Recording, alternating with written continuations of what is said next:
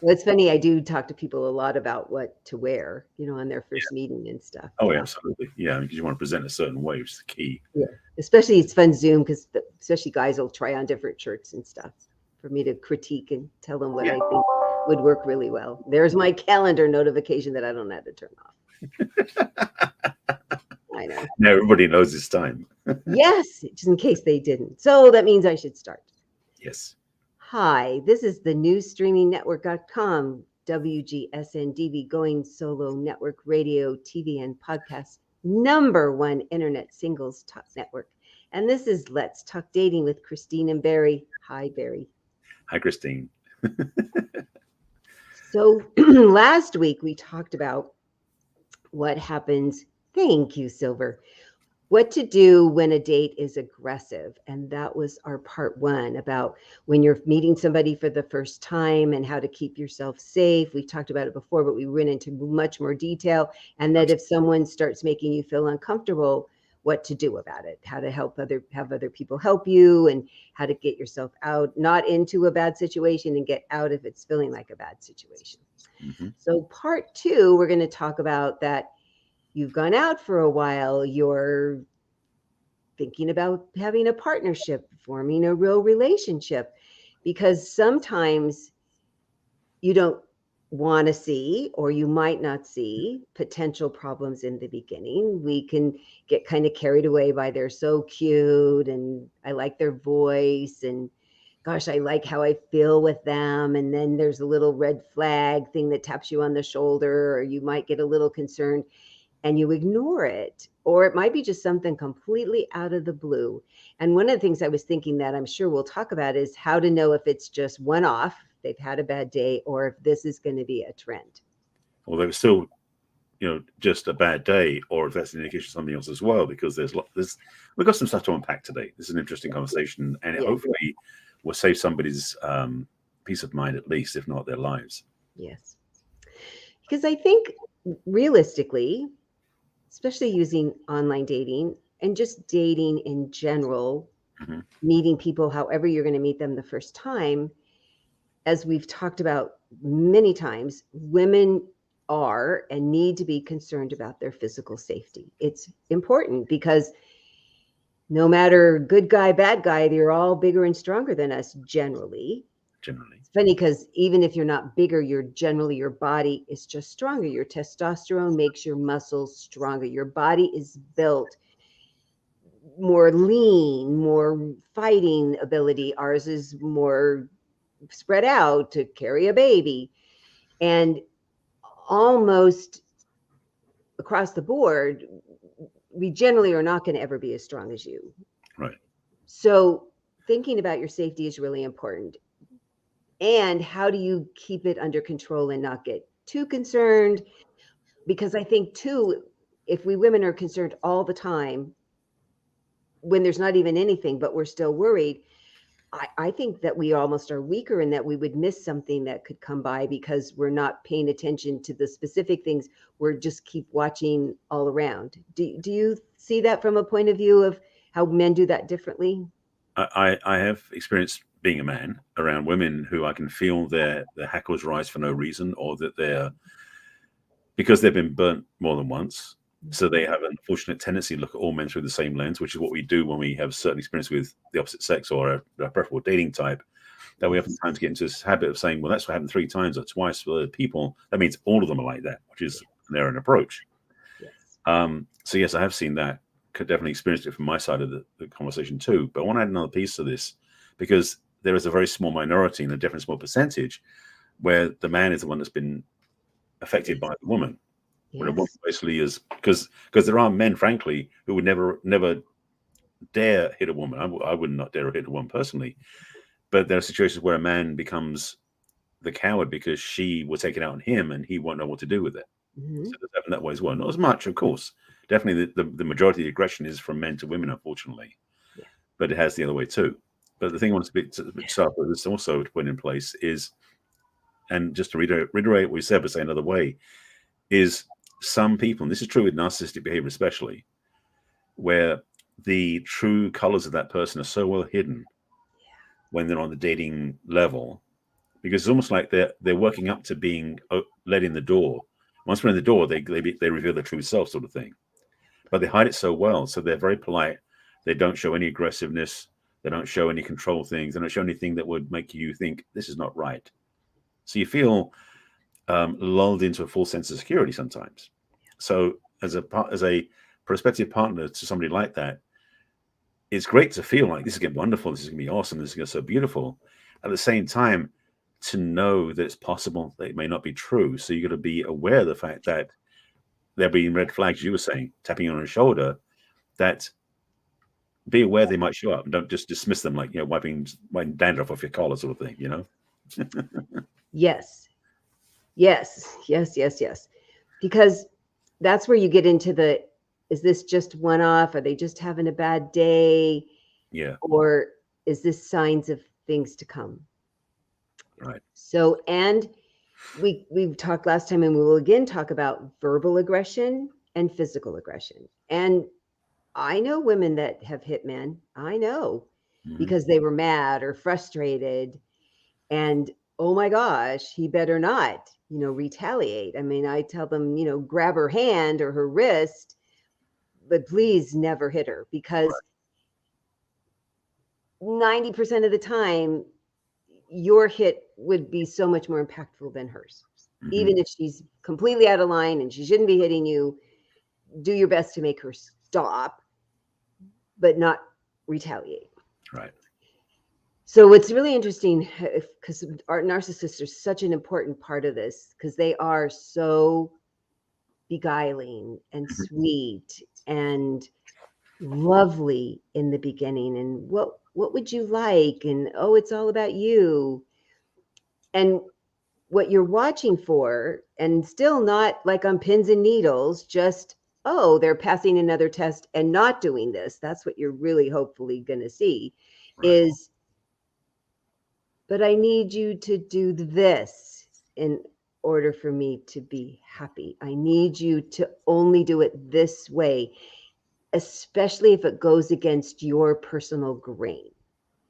If it goes against your morals, your core beliefs, your core value, that's what they're going to do. They're going to try to switch who you are as a person, because that's what starts undermining your foundation.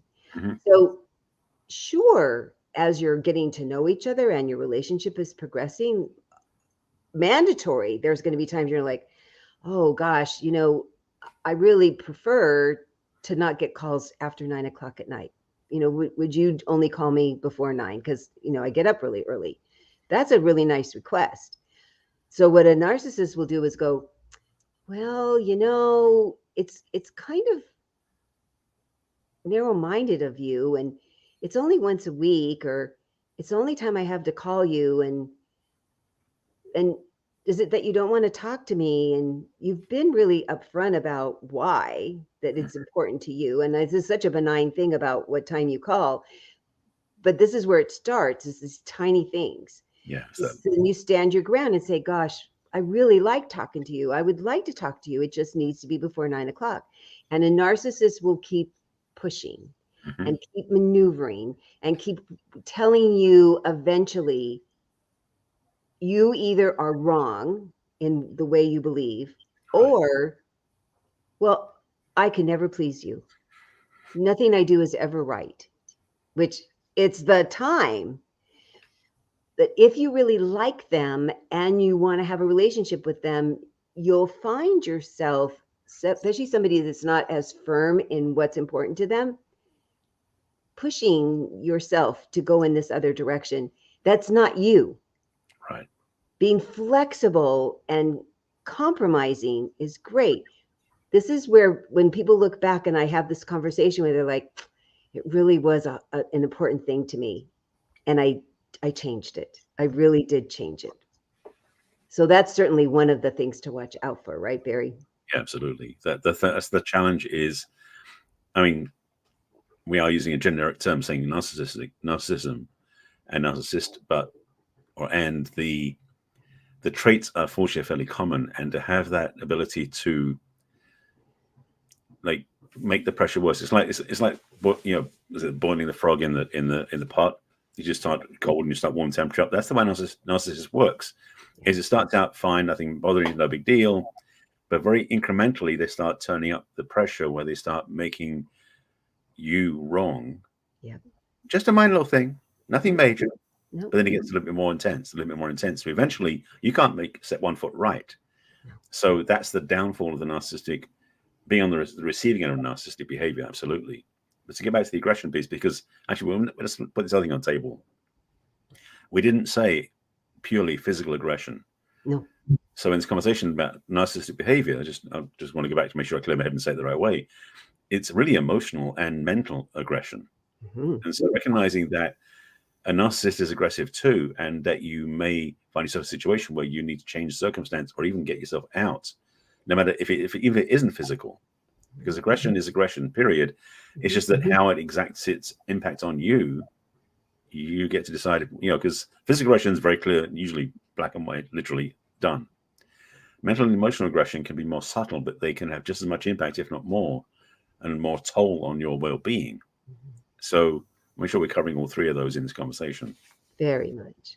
And it's so insidious. It's so subtle. It's like the boiling water. I think that is such a good analogy, because you put a frog in a pot of water that's a little warmer than body temperature. It's kind of comfortable. It's like a bath, like a warm pool. And then you slowly start turning up the heat. But if you do it just a little bit at a time, it's like, oh, this is cozy, and oh, that's even warmer. And then before you know it, it's boiling and you're dead. And the frog is dead. And I've watched people emotionally die from this, because they lost themselves. They lost who they were. They lost the ability to stand up for themselves in a lot of the world, because this happened with a partner, right? A romantic partner. You're either in a living together relationship, dating for a long time, married. They lose their sense of self, and they have trouble even navigating the rest of the world when it becomes so extreme. Oh yeah. So it's hard to notice that the water's getting hotter, though. Yeah. It's almost like being a pretzel, because you're being so twisted and distorted by their vision of reality that your vision of reality gets totally blown out. So what you're saying about how they don't know how to function in the world, it's like your view of the world gets so distorted through their lens. So, I mean, a lot of work I'm doing lately is about working with people in their self-relationship. And the thing is, part of that is to really create their own boundaries, their own understanding the truth of the reality, because so many people, unfortunately, have been through that, where they've been in a relationship where their view of what life is about isn't theirs anymore. It's become distorted by their partner. So they don't feel secure in who they are or secure in how they see the world, because they've been confused and distorted in their viewpoint by what's not true. So yeah, this is a key one as well. So important. And what's interesting is the people I've known that were in relationships with their face should be next to the word narcissist in the dictionary. The narcissist generally is so pleasant to everybody else. Oh yeah. That the problem is if the partner says, well, I've noticed they did this because they're starting to feel a little crazy and they want to see what other people think. And the general population will go, no, him, her. I mean, really, they look at all the stuff they do. They like doing stuff in front of people so that it makes them look even better. And it's hard, because then these people that you're talking to that seem like confidants aren't helpful, can't help you sort it out. Then that you'd say, well, maybe I really am getting crazy or feel crazy. And that's exactly how it feels. Yeah. If you're having this feeling and the people around you are going, I think it's you, then you need to talk to a professional. It might be that when you talk to a professional, the professional says, yeah, it really is you. And maybe there's some things about your self-confidence that need to get sorted out. Or maybe there's things in your past that, you can't stand good. I mean, it's how it looks to the outside world. Right. A really good coach or a really good therapist will ferret it out and will see what's really going on. So Yes. if you start feeling a little crazy, because that's the word they'll use on you, and then you start feeling crazy, I mean, I'd like to say you just feel a little off, or you start wondering or questioning. But, but I don't know that we do anything when it's that subtle. But when you start going, I'm feeling crazy, that you seek out a professional help. Yeah. Because they're the ones that can see through all the malarkey. Partly because they're trained, this is our job to know this, and partly because they're not involved. They're not involved with you. They're not involved with your partner. They're not involved with these other people who have valid reasons for only seeing it one way or the other. But when you feel disturbed inside, when your equilibrium starts feeling off, boy, I would recommend everybody just check in with somebody that this is what they do to help people sort it out. Because if you're feeling uncomfortable, let's see what we can do about getting you feel comfortable, whether it's the other person or you or a combination. Right. Because what I've also seen is not 100% of the time, but it's very rare, it often escalates to physical. Yeah. Both sides, the man or the woman who's being the aggressor, that they start out subtly verbally and they get more aggressive verbally and they get really aggressive verbally. And then if you try to push back or fight back at any way, it can often turn physical. Yeah. And I worry about people's safety because of that. It is this thing of being sucked in slowly but surely, which is the whole issue with this. Because if it's blatant, you'd walk away straight away, pretty much. Yeah. It's funny you were talking about the. And it's funny, but it's just what thought came up to me when you're talking about how people may be unsure about their own reality because when they check in with their friends, they're not getting the feedback they want. They're getting told that they're totally correct. It's kind of like the Chicken Little idea. Basically, we're saying the sky is falling, but nobody else believes them, even though they clearly know that it was falling. So that's why, I guess you said, absolutely, seeing a professional like one of us or somebody's a therapist, whatever you do to seek help like that, is you get someone who will listen without judgment up front, because you may have been judged by the people around you who you well, who don't get that you've actually gone through the ringer. So they think there's something wrong with you, not them. So it's a powerful place to recognize. The thing with violence also, and reflecting back, I remember I had a housemate. It wasn't romantic, it's just a housemate who basically, remember, got so upset one day, he put his fist through the wall. And the impact it had on me emotionally, it really was a game. It wasn't so much game changer, but it was a wake up call to me to realize that that's how much violence can happen. It doesn't have to be against your physical body. It can be something that you just witness can be so disturbing to your metabolism and your well-being and your centeredness. So I want to make sure that people understand that when we talk about aggression, even the physical aggression, it isn't necessarily skin on skin. It's not necessarily like going to hit you or smack you around, because oftentimes they want to be invisible anyway. So they will do things that will scare the bejesus out of you to make you feel like you can't walk away or run away, which is one of the challenges. Yeah. They want to control you by making you feel scared, by doing something that makes you feel violated, even if it doesn't touch you physically. Yeah. So I want to make sure that that's in there too. Oh, Barry, thank you so much for bringing that up, because that's so important. If somebody around you gets so mad that they throw even not at you, they just throw something down or out, or they punch something, first, please take yourself away from the situation. Even if they're the best person ever, and this is the only time in their entire life they've lost their temper, do not stay around. If you're an opposite sex person, don't stay around. Move away. Get somebody else to help. Make sure there's somebody else around, because you don't know. And I don't want you to find out the hard way that they're a volatile person. And then if there's somebody, because we've talked about this is a partner that you care about and that you're in relationship with, then when they're cooled down, say, what happened? Tell me what happened. Why was that the only alternative? I would personally be open to listening to that was just too much. There were too many things in a row, and I hadn't seen evidence of another time. And I think I'm going to figure out a different way of doing that next time. I'd say, okay, I'll give you another chance. Mm-hmm. And what are you going to do so that this doesn't happen the next time? Because we all get super frustrated and super mad, and it's part of the human condition. And we get to choose how we deal with it. Right. Because when I was married the first time, there were lots of times I'd get really mad. And what I learned to do is I would go to the Goodwill and I would buy glass things like a vases or ashtrays.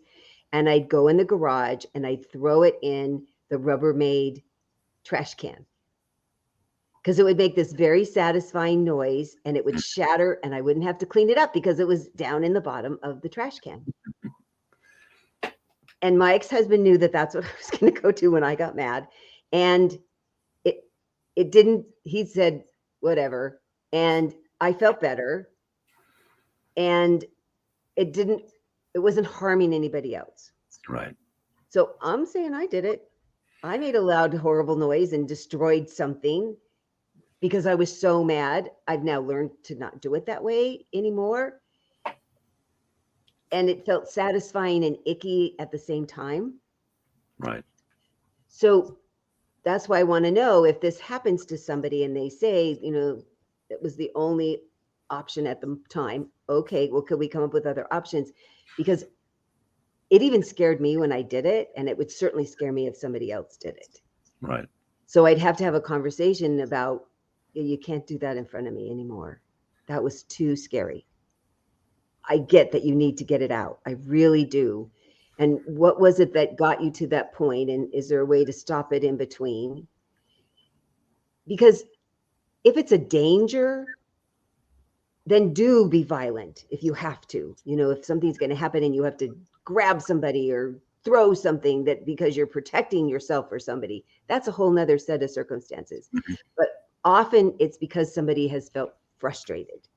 They've gotten from the tiny little irritation all the way up through the feeling wheel, which is such an interesting thing to do with people who go, there's gradations. Uh-huh.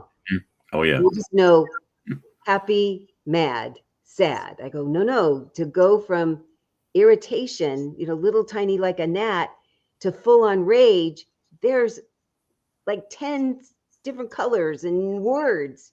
So it's really helpful to learn them, because you can go, oh, I'm feeling this. Oh, and then I'll next do this and this and this. And what do I need to do to diffuse that? What do I need to change the situation? What do I need to change my reaction?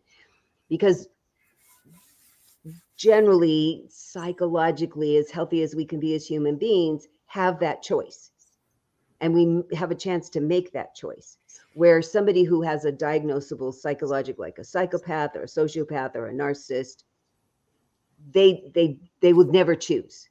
Right. They would never choose to do anything less aggressive, because it's how they get their way. Mm-hmm. Yeah, the thing I was going to get back to, talking about the throwing the glass into the bin. Things that we can do if you're starting to feel that way, that you don't want to take it out on your partner, because sometimes it does come up where you get upset, again, frustration building way through a rage, is to do something that you can do for yourself that is physical. So yes, destroying something, if you live in the country, go chop some wood, something like that, or go running, go to the gym and take it out in a heavy bag. If you have a punch bag in the garage, you can use that as a way to get rid of excess energy. Because one of the challenges sometimes, especially for men, I'd say, probably some for women as well, for men, is that oftentimes our upset words are tied into emotional energy that isn't being diffused. So we can try to speak clearly, but the emotional distortion inside ourselves can get pretty out of hand. So, because one of the challenges for men especially is we don't know how to express anger very well. We're not trained that way. It's one of the challenges of the development process we go through is for women and men, is that women generally have more of a handle on their emotional experience because they live in that place more often than men do. We need to sort of exclude that from our consciousness. So when it shows up, we know what to do with it. So we don't know how to bring it out. So for men who are listening to this, who don't want to take this out on their partner or don't want to feel like they risk it, is have some strategies that you've really taken to heart, that if you start getting upset, you get out the house and you go do something. Don't necessarily recommend driving unless you're driving a short distance to go somewhere to then do something, because driving is not an ideal place to vent your energy when you got a 2-ton machine at your fingertips. Yeah. So again, running, exercising, doing things that get your body moving is where the energy gets expelled, which is so key for us as men. Some women, same thing, but for men, we need to have an outlet so that we don't aim that fire hose at our partner. Yeah. And as the female partner to say, oh yes, please go. Please go do that thing. Because before I learned, and there's lots of women who don't know, we'll talk about it. Tell me your feelings. Tell me what's upsetting you. They're too upset to talk. Yeah. Yeah. We talk because we're upset. That's what helps us feel less upset and feel better. Generally, that isn't how a man's brain and body work. Right. They need to go do something to lower the upset. Mm-hmm. And we're upset, so we want to talk to them, and they're upset and they need to leave. So this is when we women have to have grace. I'm calling on you women. Let him go. Let him go do what he needs to do to get it out so he'll come back in a much calmer place. And then if you want to talk about how upset you are, he'll be in a much better place to listen to how upset you are and why you're upset. He can't listen when he's so full of upset. He Right. just can't. He has to go do something to dispel it. And it's really, really hard for us to wait. Call and complain to a girlfriend, or go write a letter, or do something to placate yourself. Because I know it doesn't help completely. What's going to help is to talk to him, but wait and let him go. Yeah. Because a good guy does not ever want to take his aggression out on you. He needs to go use his physical energy on some inanimate thing, like a punching bag or chopping. I love the chopping wood. I have two friends who their guys to go do that. Crash me up. And run. That's the other high thing that lots of guys go run. Leave them alone. Let them go do it. Because even the best guy has a breaking point. Mm-hmm. And they won't resort to hitting, but they'll resort to shutting down. And then you're not going to get any satisfaction. Right. So that's where it's really important to say, when you get mad, what do you do? Both people, it would be so important to talk about it, because the narcissist is not going to think they ever get mad. It's always you. It's only your fault. They never get mad except that you do that. You do this or say this, and that's the only reason they ever get mad. It's never them. Yeah. So watch out for that too. That's another telltale thing that says, oh, I think this is a narcissist. I think they're showing their true colors. Yeah. Or sociopaths and psychopaths the same way. They're not quite as good at the nice part. They can be, but the narcissists really hold the gold medal for that. Well, the thing is, the narcissist and sociopath and the psychopath, they don't have guilt. No. That's the biggest challenge. And so it's like, it's only good people, in quotes, that feel guilt because they feel they're good, and they've aberrated against that. So recognizing that those people who are so in that psychological dysfunction, there's no way of making them feel guilty. So if you are that sort of person, there's nothing you do to balance the actions. So again, as I said earlier, it's like one thing you can only do is get yourself out of there. Yeah. And yes, sometimes it's challenging because sometimes those aggressive partners are so controlling, they won't let you, or at least won't appear to let you. And you may have to do things that are outside your comfort zone to create that barrier so you can actually get yourself out of the situation in the first place. But taking care of yourself has to be number one in this situation. Yeah. If that means leaving, if that means locking a door between you, if that means sending them away, saying do their own thing, there's all sorts of parts on the spectrum about what is best to do. But if it's somebody who won't let you leave, that's another level of escalation. And I'm not sure we can definitely talk about that easily in this conversation, but definitely if you can, get yourself out of there, even if it's just for an hour or two, or even for a day, maybe it's for the rest of your life. It depends on the situation, of course, is know that you have to have an exit strategy so you can be taking care of yourself if it looks like it's going that direction. And I've certainly known way more women than men who were with abuser people, emotional, mental, physical abuse. Yeah. And the thing that I've always heard is, well, they said they were sorry and they would never do it again. And then they did it again. And then they said they were sorry and they'd never do it again. And then they did it again. It's such a cycle. Yeah. So pay attention. Pay attention. It's one of the things Barry and I stress so much in our podcast about working on your own self-confidence and your own self-worth. because anybody, almost anybody, could be brainwashed. Almost anybody. I mean, with enough time and effort and cleverness on the other part, people can be brainwashed. It takes longer and it's more noticeable the more defenses, and I don't mean scary defense, I mean confidence in, well, that's not me. Why would they say that? Why would they say that that wasn't true? Because it was true. That was really true. I know true from true. The more you already have concrete, solid sense about who you are and what's right and wrong for you, the more you're going to notice the incremental, where if you don't have much, there's not much room left to push you over and have you become doing things their way. Where if there's more place of resistance, that's the defense I mean, that's why I lock my car. You know, I want them to have to work at breaking in my car. Where there's somebody else who didn't lock it, it's much easier for them to break in. It's the same way with somebody who's going to work at raising their aggression level with you. Is if you already have enough confidence, you're going to go, well, no. Why would you even say that? I mean, tell me why you would even say that. Where you might go, oh, really? If you're not feeling quite as secure. Yeah. In fact, one of the challenges that I think people do is they give the person another chance. Like you said earlier about, I'm sorry, I won't do it again. Then they do it again. That sort of thing is that so many people, either side, will be so much in love with that person that they'll keep giving them second, third, fourth, 25th chances without saying, okay, enough. I'm going to pull away now. And so one of the things we're talking about here is to really have healthy boundaries. One that we talk about also is self-confidence. The other things too is having healthy boundaries when you're single is key as well. Is learning what that means, which is basically having, frankly, I call it self-respect or self-trust, that you trust yourself enough to have healthy boundaries so that when you meet somebody, they don't steamroll them. And if they try to, that's not going to work and you walk away. It's like having the sense of almost like,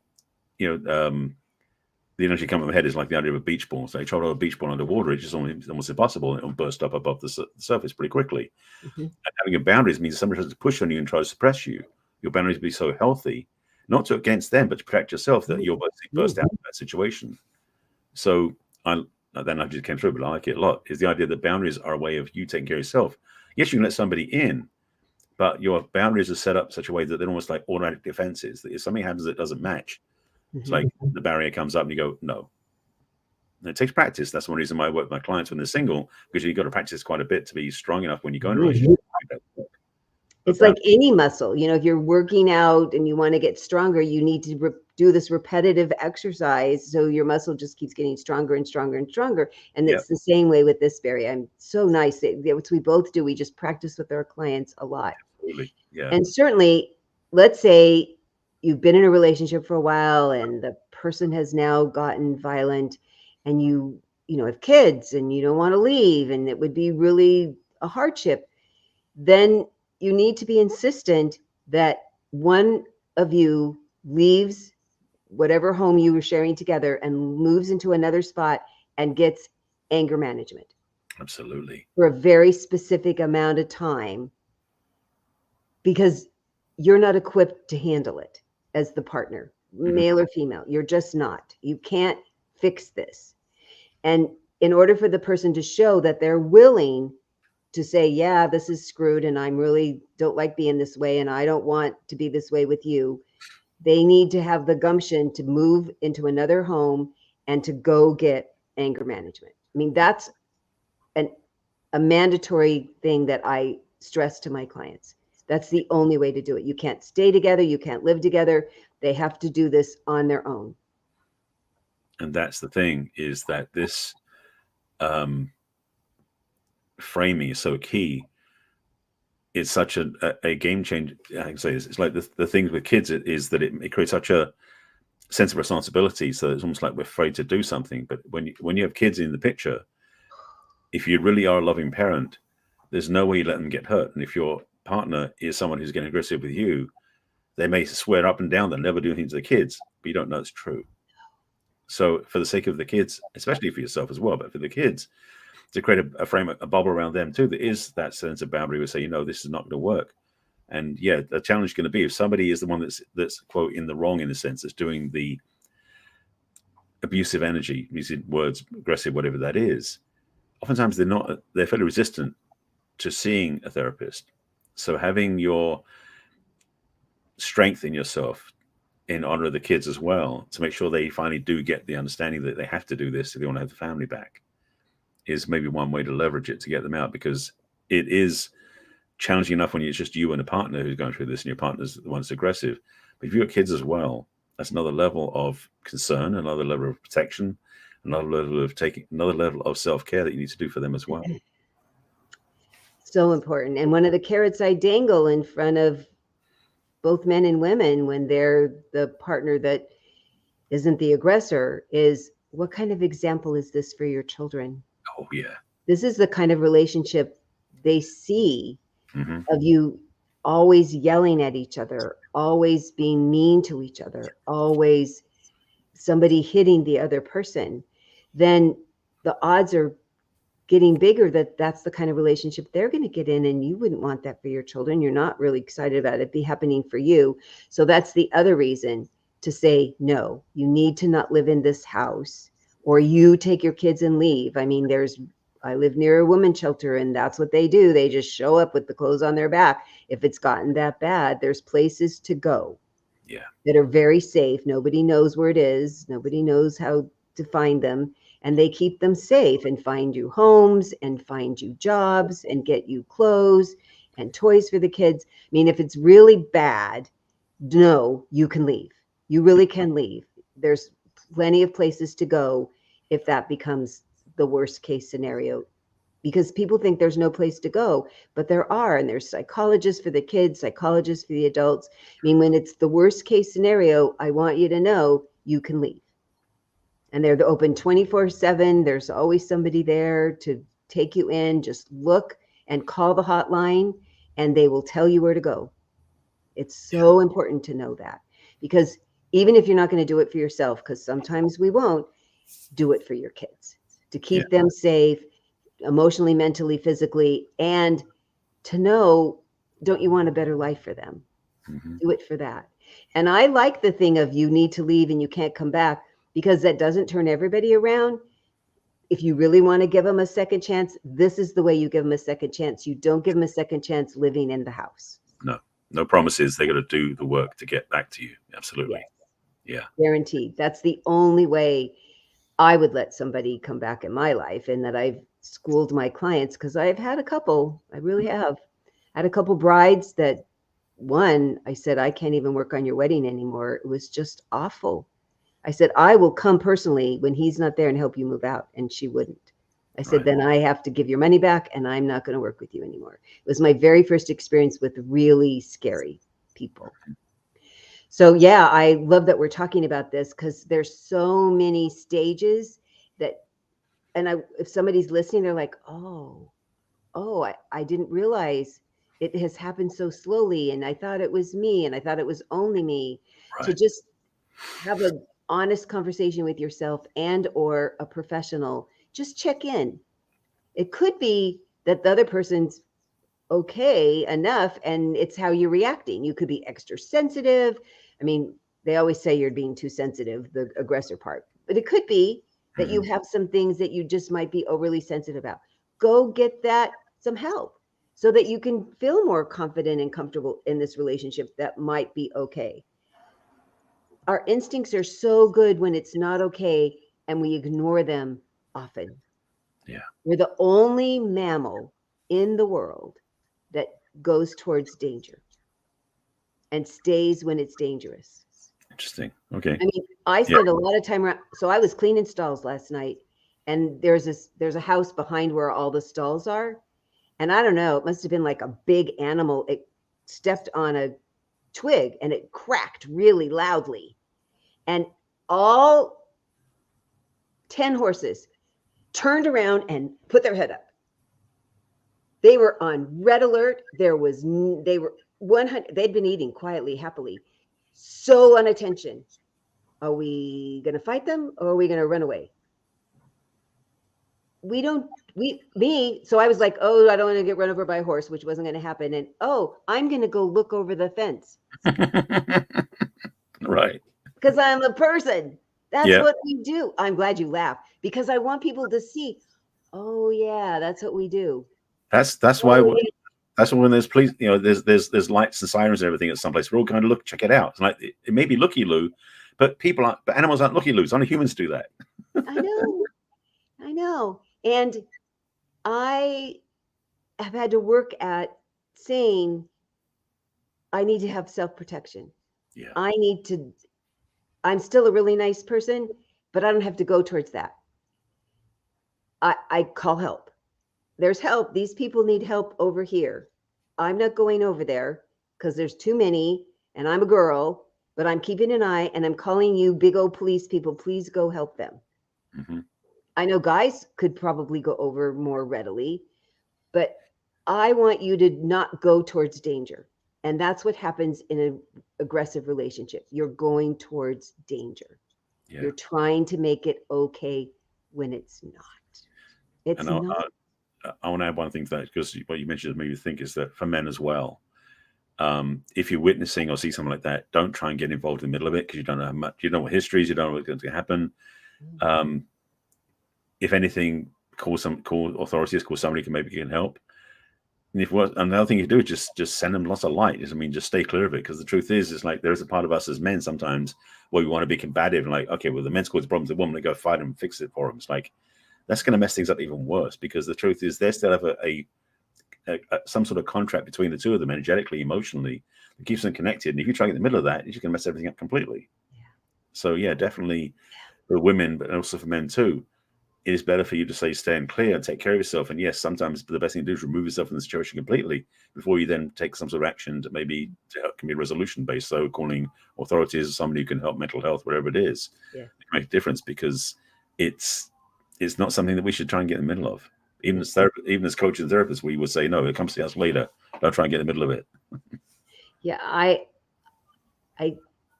it's really a fine line of see something, say something, mm-hmm, or do you get involved, and how much can you get involved, and how quickly can you call authorities to help? It is an interesting societal question that we have right now. So that's really the big picture. And the subject was really more of in a personal relationship. Last week dating, this week if you're already in a relationship. Mm-hmm. But it's a big question in society right now. How much to help?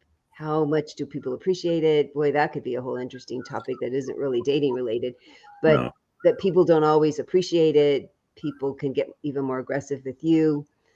So take care of your own backyard, as my grandmother used to say. Listen to last week about when you're dating and somebody could get aggressive, and if you're in a partnership and somebody could get aggressive, and then maybe you'll be in an even better place to make a good decision when you're out in the world and something happens. Absolutely. Yeah. Because I think if we're dealing well with our aggression personally, and our aggression's possible, how do you handle feeling aggressive or another person acting aggressive, that maybe it helps our energy put something else better out in the world. What do you think? I would say true. And I underscore that, saying if you're someone who's used to being the victim in certain places, that can be also a trap. Because the thing is that when we are carrying on a victim mindset, because we may have been that way in our family growth, being raised or by previous relationships, if we don't do something about that, we tend to be attracting people who are the dominating types or the aggressive types, because they feel the energy of a victim. So if you're worried about falling into a relationship like that, your best choice is to get some help from one of us two, of course, but to really start looking at how can I be more owning of my own power, my own authority, my own autonomy, so that I don't feel like a victim anymore. Because that's another piece of the puzzle right there, is that when you can really shift your own way of being in the world, your receptivity to what's around you changes as well. It's one of the biggest keys you have. Oh, that is such a good point. And I think it's a really good point to end on. I think so. Yes. So as Barry mentioned, if you're having any of these challenges, or you suspect, or you wonder, call us. We'd be happy to puzzle it out with you, because we can really get to the bottom of stuff pretty quickly and let you know what we think. So the way to get a hold of me is through my website, which is www.theperfectcatch.com. And you can click on what's holding you back from love and schedule a conversation with me, complimentary. And we can really puzzle out what's aggressive, what's not, how to talk to somebody that you think might be that way, or maybe you're feeling that way and you don't know what to do with your anger feelings. You can also join my mailing list and you'll get a replay of the podcast and other fun things that I'm working on. And then at the bottom of my website, you can click on any of my social media, Facebook and LinkedIn and Twitter, X and Threads and Pinterest and Instagram and YouTube. Here we go. Love it. So thank you, Barry. Well, you're a lot to live up to, but you're so good at that. Oh, thank you. I'll take that. So tell people how they would reach you. Well, definitely they can reach me through my website. And just, if you go to my website, is my name, so easy to find. So barryselby.com. At the top of the screen, there's a link to get on my calendar, take your next step, and get into a conversation with me, because I do focus a lot with singles on how to undo the patterns that we keep building, especially if you've got a repeat cycle with different relationships and you wonder what's going on. But the fact you've noticed is a good start, because I'm very much about awareness first. So definitely reach out to me on that level. At the bottom of the page, on the home page, I have a link to join my email list, where you can definitely get my weekly emails, which include the replays of the show and any other announcements and things that I've got going on, new offerings, et cetera, et cetera. My social media links are all my name. They will be on the bottom of my site when it gets revamped. The new site's coming very soon. I just got an email from my developer. It should be done by the end of the month, with any luck. So finally, after many months of delays. But anyway, so to find me on social media, my name is Barry Selby, as I mentioned, which is the same on all my social media handles except for Instagram and Threads, which is the real Barry Selby. So if you look for Barry Selby on YouTube, Facebook, LinkedIn, Twitter /X, Pinterest, that's it, and that's everything else. So, and again, Instagram and Threads are the real Barry Selby. But definitely check us out social media wise, and definitely check our websites out and get support, because we're both here for you to make sure you get where you want to go. Yes. Oh, thank you. A little reminder there that popped up. Thank you, Silva. Silverio. I have a quiz. I forgot all about that. Why did I think about this? It's been launched for a while, but I forget to remind people about it. If you go to barryselby.com/quiz, there is a relationship readiness assessment. So if you're not sure where you stand and you're single and you want to know if it's a good place for you to start, take the quiz. There are deep questions that will get you really clear clarity of where you're going, what you want to need, and does invite you to reach out for me for a session as well. But definitely take the quiz, because if nothing else, you'll get some clarity. You go, oh, now I see myself more clearly. So I recommend it highly. It's a great quiz. Thank you, Barry. Thank you. And so we are here every week, 1 o'clock Pacific and 4 o'clock Eastern live. And then you can also watch us on Roku and Apple TV. And then you can also take us with you when you go to the gym or walking or shopping on Apple Podcasts and Spotify and any place else that you do streaming. And we'd love for you to subscribe and like, and then share it if you have friends that are in maybe this kind of a fix or you're concerned about them. Send this to them and see if they see themselves. Indeed. Good question. Yes. Absolutely. And then we will see you next week with another fun, interesting subject. Indeed we will. Take care of yourselves. Bye for now. Bye.